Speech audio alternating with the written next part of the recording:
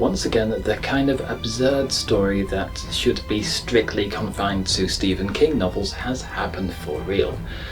A normal citizen out for a jog in the zoo suddenly is faced with the unthinkable. She's somehow inside the wolf enclosure, surrounded by wolves and bears. She's ended up on the wrong side of the bars, and the wild animals who entertained her the past week all look a whole lot less cute now.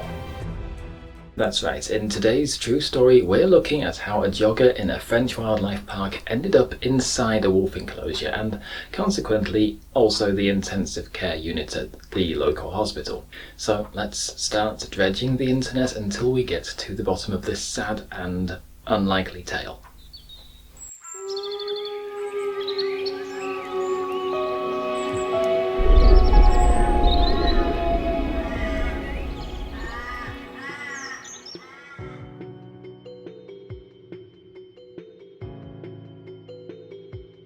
Monday, June 23rd at 9 AM, Worlds of Wild Safari Park, Thoiry, France, aka Wow Safari, reaches a new level of wow.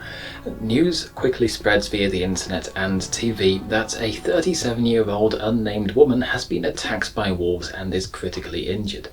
Since the investigation is ongoing, it could be a while before we know exactly what went wrong, but that doesn't mean we're completely in the dark, so let's go over the events leading up to the attack and see if it might have been preventable. Spoilers, it was. The victim had been staying at the park with her mother and 2-year-old son in the park's Arctic wolf lodges, which allow residents to spend the night in the safari close to the animals. On the morning of their departure, she decided to go jogging at around 9 AM, an hour before they were scheduled to leave. At this time, the park was not open to the public, making it particularly peaceful. Unless you're the animals, I guess, but hey, I'm sure all those extra profits are used to enrich their lives. Probably. The lodges, constructed in 2022, are situated adjacent to the wolf enclosure, with the only means of access to these being from the side facing away from the animals. To view the animals from inside the enclosure, guests must drive their vehicle over an electrified platform which prevents the animals from escaping. This is accompanied by a large sign, as you can see, which provides instructions for guests on safe conduct in both French and English, explicitly stating not to leave their vehicles. All these instructions are accompanied by warning symbols. The rest of the enclosure is, according to at least one source, protected by security monitoring, a trench and an electric fence designed to keep the animals in.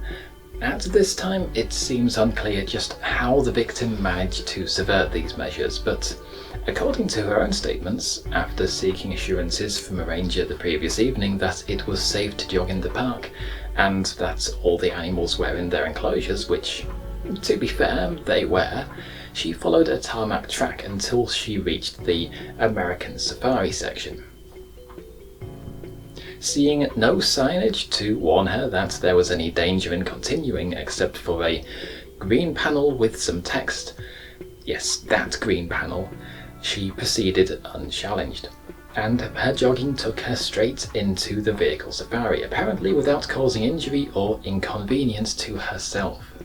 Shortly after, things started to go south. As she jogged along the road, she noticed a bear on her left and a wolf on her right. She realized this was not an appropriate place for exercise and began to retreat, keeping visual contact with the animals. The wolf almost immediately pursued her, and since wolves can run quicker than humans, they caught up and began biting her calves. 2 more wolves quickly joined in and attacked her thighs and back, knocking her to the ground. With the victim now in a vulnerable position, they began pulling her hair and biting her neck. Alone at this point, her chances of survival were, oh no. But let's pause just for a second, because what's interesting is that there was some confusion over just what species of wolf was about to eat her. Not by the victim, well, possibly by the victim, but also by the local news outlet, which broke the news early and consistently covered the story. And they maintain that these were Mackenzie Valley wolves, a subspecies of grey wolf native to the northwest of Canada and one of the largest in the world. Other sources, meanwhile, claim they were Arctic wolves, a separate species characterised by their white pelage and small size. The Thoiry Zoo website lists the wolves as Arctic, giving their taxonomic name, and states that the pack is made up of a breeding pair and 4 cubs, now 2 years old. And if we look back to 2022, we can see that La Parisienne reported the birth of 4 Arctic wolf cubs. So how the Mackenzie Valley wolf found its way into this story, I have no idea. I'm pretty certain these were Arctic wolves. If you jog or run near a wild wolf, it might assume you are a prey species, which is exactly what happened. What might have saved the visitor, though, in this case, is that most of these wolves seem to have been born in captivity, and so would have little to no experience running down prey, which might have made their attack perhaps a little less efficient and coordinated. This, and possibly other unknown factors, bought the victim just enough time for staff to intervene before she would have succumbed to her injuries. So first responders were quickly alerted when a nearby member of staff heard her screams, and after removing the wolves, the victim was transported from the park and hospitalised, where her injuries were later downgraded to stable. 3 days after the attack, she filed a complaint with the French police, and an investigation is ongoing into unintentional injuries. Unintentional, presumably referring to the park and not the wolves, who had plenty of intent. The wolf enclosure does remain open, and there's no evidence that the wolves were destroyed, so hopefully this means that their behaviour was not really affected by the incident and the pack have returned to their normal, docile lives. So the real focus of this video is whether the incident was preventable. From what has been reported, it sounds as though the victim just wandered right into the enclosure, but the park haven't given much in the way of statements about this, so let's just go and see for ourselves. Thanks to this random channel, we can watch someone take a virtual tour of the park, safari area in the state it was last year, and now here we go, they're coming up on the North American section. Now this guy is using a pretty decent camera, which clearly shows not just 1 but 2 warning signs in place, in English. But they are at a height designed to be seen by drivers from a distance, and neither appear to have lighting installed, so in theory perhaps a very distracted visitor, which in my experience, having worked at a zoo, a lot of them are, could easily miss it. Okay, and here we have it, a section of electrified road that looks at least 3 feet in width and forms a barrier preventing the animals from leaving the safari area. I'm not an electrical engineer, but the reason this guy isn't getting shocked while he's filming is because the tyres of his car are made of rubber and insulate vehicles from the current. Can you see the problem here though? Shoes can also be made of rubber, and since the voltage is designed to deter and not kill the animals, they might have insulated her just enough to cross safely. This, coupled with lower visibility in the early morning and a visitor who is probably paying zero attention to her surroundings, may well have proved ineffective at keeping her out. So let's finish our tour. As soon as you enter the enclosure, there's wolves standing right there in the road, very habituated to human presence and clearly a little bored.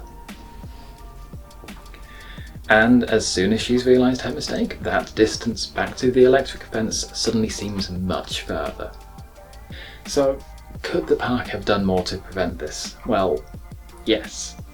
The problem here seems to be that the minimum deterrence required to keep the animals confined falls short of that which is required for the visitors. It's not the first time I've heard of this happening either, but that's another story. Anyway, hopefully this near tragedy will prompt some sort of review in Europe and maybe change the requirements for this type of park. For example, if they had also installed other electric barriers such as this one, which vehicles can push past without damage, but would definitely make a human turn back immediately with a complimentary zapping noise. However, if that customer has a pacemaker, we're back to calling the first responders again. The obvious answer is automatic weight-triggered gates, but these generally aren't that great at dealing with large volumes of traffic in my own experience. So what about a cattle grid or cattle crate? Broken ankles. Okay, so what about a fly screen? No, seriously, like just some strips of tape hanging down.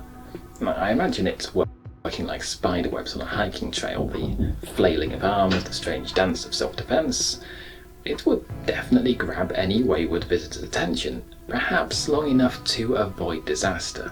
It sounds over the top, and I'm sure Thoiry arrived at the same conclusion, but had this guest died, then the animals would almost certainly have been destroyed, the park would lose an attraction, and the bad publicity would have been even badder. The moral of today's story then is do not make assumptions about human behaviour.